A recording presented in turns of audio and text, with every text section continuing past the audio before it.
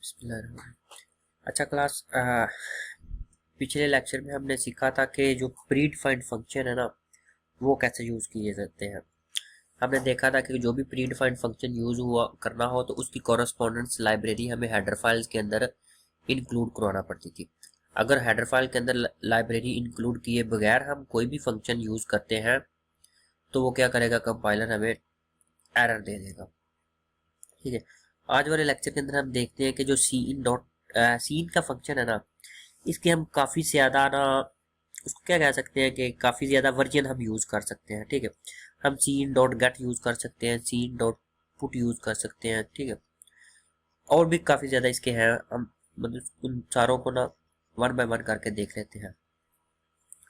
ठीक है, जब हमने पहले देखा था ना सी इन, खाली सी इन का जो भी मतलब आइडेंटिफायर था, वो क्या करता था कि इनपुट से सिर्फ और सिर्फ एक करैक्टर रीड करता था और उसको क्या करता था कि कॉरस्पॉन्डेंस वेरिएबल के अंदर स्टोर करवा देता था। लेकिन क्या अगर हमें पूरी की पूरी स्ट्रिंग रीड करनी हो, क्या अगर हमें कोई पूरी की पूरी स्ट्रिंग रीड करनी हो तो उसके लिए हम फंक्शन यूज करते हैं सीन डॉट गेट।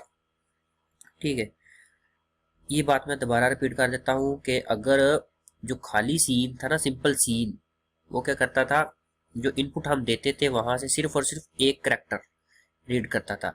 जैसे हमने ऊपर एग्जाम्पल में देखा था कि C in dot C H, अगर मैं इनपुट के ऊपर ए और बी दो लिख दूं तो इसका मतलब है कि वो पहले ए को तो सी एच के अंदर रीड कर देगा, लेकिन जो बी वाला उसको वो या तो हेल्ड फॉर लेटर इनपुट कर लेगा या उसको क्या करेगा, ट्रंकेट कर देगा। लेकिन अगर हमें फॉर एग्जाम्पल अगर मैं इनपुट देता हूँ ए बी सी डी, ठीक है, और मैं चाहता हूँ कि सारी की सारी रीड हो, ए भी रीड हो, बी भी रीड हो, सी और डी, जितने भी करैक्टर स्ट्रिंग के अंदर है वो सारे के सारे रीड हो, तो उस पर्पज के लिए हमें सी इन डॉट गेट वाला फंक्शन यूज करना पड़ेगा। ये इसका जेनेरिक सिंटैक्स है। सी इन डॉट गेट लिखते हैं और यहाँ पे वेरिएबल का नाम लिखते हैं। ये जो वार चार लिखा है ना, इसका मतलब है वेरिएबल करैक्टर। यहाँ पे वेरिएबल का नाम लिखेंगे और आगे इनपुट देंगे। ठीक है, और इनपुट के अंदर जो भी पहला करैक्टर होगा वो इसको इस वेरिएबल के अंदर रीड कर लेगा। इसको हम एग्जाम्पल से समझेंगे। सही, आगे आता है cin dot ignore function. Cin dot ignore का मतलब है कि इसका दो चीजें होती है, इसके दो पैरामीटर होते हैं। सीन डॉट इग्नोर को या तो यहाँ पे कोई नंबर आ जाता है तो इसकी दो कंडीशन होती है, या तो उसको अगर ये पहले वाली चीज मिल जाए तो भी उसको वहां तक इग्नोर करता है, या कोई खास स्पेसिफिक नंबर आ जाए तो उस नंबर तक वैल्यूज को इग्नोर करता रहता है। ठीक है, इसकी ऐसे जेनेरिक पढ़ने से मेरे ख्याल है समझ नहीं आएगी। इसकी हम ना एग्जाम्पल देखेंगे। इसकी डायरेक्ट देखिए एग्जाम्पल लेते हैं कि सीन डॉट गेट क्या करता है, सीन डॉट इग्नोर क्या करता है, cin dot put back function क्या करता है। पुट बैक आमतौर पे ये करता है कि वैल्यूज को वहां पे, जब सीन डॉट गेट क्या करता है कि वैल्यूज को प्रिंट कर रीड कर लेता है और इनपुट से भी रिमूव कर देता है। सीन डॉट पुट बैक क्या करता है कि उसकी वैल्यू को वापस इनपुट के ऊपर लिखवा देता है। सीन डॉट जो पीक फंक्शन है वो सीन डॉट गेट फंक्शन की ही तरह का है। क्या करता है कि जो इनपुट से वैल्यू रीड करता है और वेरिएबल के अंदर स्टोर करवा देता है, लेकिन इनपुट से उसको ना रिमूव नहीं करता। ये इनके सिंटैक्स है। ये is stream dot put back और C H is equal to is stream dot put back और पेरेंथीसिस। इनके कोई ना, जो पुट पीक वाला फंक्शन है इसका कोई पैरामीटर नहीं है। सही, इनको हम ना एग्जाम्पल के साथ देखते हैं कि इनकी एग्जाम्पल क्या है। ये आ गया हमारे पास एग्जाम्पल। हमने क्या किया कि include iostream int main using name space STD और इंट मेन। हमने एक वेरिएबल डिक्लेयर कर लिया सी एच, एक हमने वेरिएबल डिक्लेयर किया सी एच जिसकी डाटा टाइप्स क्या है, करैक्टर। अब यूजर से पूछ रहा है कि एंटर दी स्ट्रिंग। क्या सबसे पहली लाइन क्या आएगी, line one enter the string, जो कि अगले वाली लाइन के अंदर देख लें, लाइन जो सैंपल रहना है वहां पे आ गया एंटर दी स्ट्रिंग। अब जो यूजर है ना वो ए बी सी डी इकट्ठा लिख के एंटर कर रहा है। ये चीज आपने ये माइंड में रखनी है कि जो यूजर वैल्यू इनपुट करवा रहा है वो ए बी सी डी एक पूरी स्ट्रिंग इनपुट करवा रहा है। एक एक करके देखते हैं कि ये सी इन डॉट गेट फंक्शन क्या करता है। ठीक है, अब देखो यहाँ पे वो यूजर से पूछ रहा है कि वैल्यू स्ट्रिंग की एंटर करो, तो यूजर ने क्या किया, ए बी सी एंटर करवा दी। अब आगे वो कह रहा है कि सी इन डॉट गेट सी एच। अब देखो ये जो थी ना input A B C D, इसका जो पहला करैक्टर है वो ए है, तो ये जो सी इन डॉट गेट सी एच लिखा है ना, इसका मतलब ये जो फंक्शन लिखा है ना सी इन डॉट गेट सी एच, तो ये वाला सी इन डॉट गेट इस सी एच के अंदर इस इनपुट का जो पहला करैक्टर है वो स्टोर करवा देगा। इसका मतलब है कि ये जो सी इन डॉट गेट वाला फंक्शन है ये क्या करेगा, इस करैक्टर के सी एच के अंदर इनपुट से जो पहला करैक्टर होगा, इस केस के अंदर इनपुट के अंदर पहला करैक्टर स्मॉल ए है जो लोअर केस के अंदर लिखा गया है, तो इस सी एच के अंदर ए को स्टोर करवा देगा।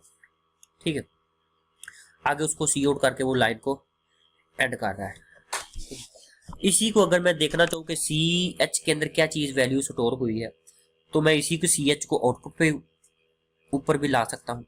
ठीक है, तो ये वाली लाइन क्या कर रही है कि सी एच को आउटपुट करवा रही है। अब देखें इसकी आउटपुट में क्या आ रहा है, after the first C in dot get, तो सी एच के अंदर क्या चीज स्टोर हुई थी, ए,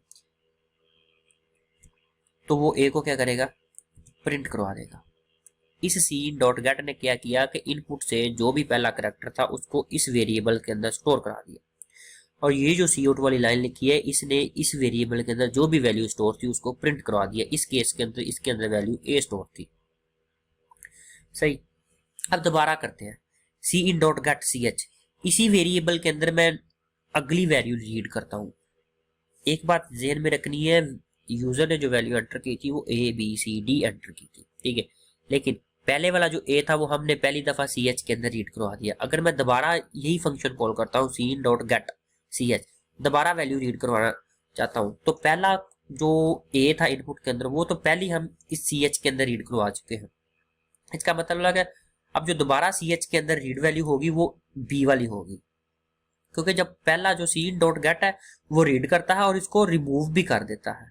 क्या, सी इन डॉट गेट इनपुट से जो भी यूजर इनपुट देता है उसका पहला करैक्टर रीड करता है और उसको इनपुट से रिमूव कर देता है। सही है, जैसे कि इस यहाँ पे उसने सी एच डॉट गेट और पैरेंथेसिस के अंदर उस वेरिएबल का नाम लिखा था, उसने क्या किया कि पहला जो भी करैक्टर था ए उसको इसके अंदर रीड किया और इनपुट से रिमूव कर दिया। ठीक है, अब दोबारा जब मैं करूंगा सी इन डॉट गेट और सी एच लिखूंगा, ये जो सी एच लिखा है ना ये वेरिएबल का नाम लिखा है, इस वेरिएबल का नाम आप कुछ भी रख सकते थे जो कि हमने प्रोग्राम शुरू करते वक्त डिक्लेयर किया था। यहाँ पे लिखा ना करैक्टर सी एच, यहाँ पे आप करैक्टर सी एच की जगह C H one C H two whatever कुछ भी रख सकते थे। अब यहाँ पे जब दोबारा सी इन डॉट गेट सी एच करेंगे तो इसका मतलब है ये अगले वाली वैल्यू रीड कर लेगा बी वाली, और ये जो नीचे वाली सी आउट वाली लाइन है ये उस बी की वैल्यू को प्रिंट करवा देगी। ये देखें after the second C in dot get C H, अब सी एच के अंदर वैल्यू किसकी स्टोर हो गई है, बी की। अब देखिए पहले इसके अंदर वैल्यू ए की स्टोर थी, लेकिन जब दोबारा सी इन डॉट गेट किया तो वैल्यू उसके अंदर बी आ गई। जो बी है वो पहले वाली वैल्यू जो ए है उसको रिप्लेस कर देगी। ठीक है, अब देखें अब मैं कहता हूँ सी इन dot put back C H, इसका मतलब है कि जो भी इनपुट थी, इनपुट से हमारे पास इनपुट के अंदर हमारे पास चार करैक्टर थे A B C and D.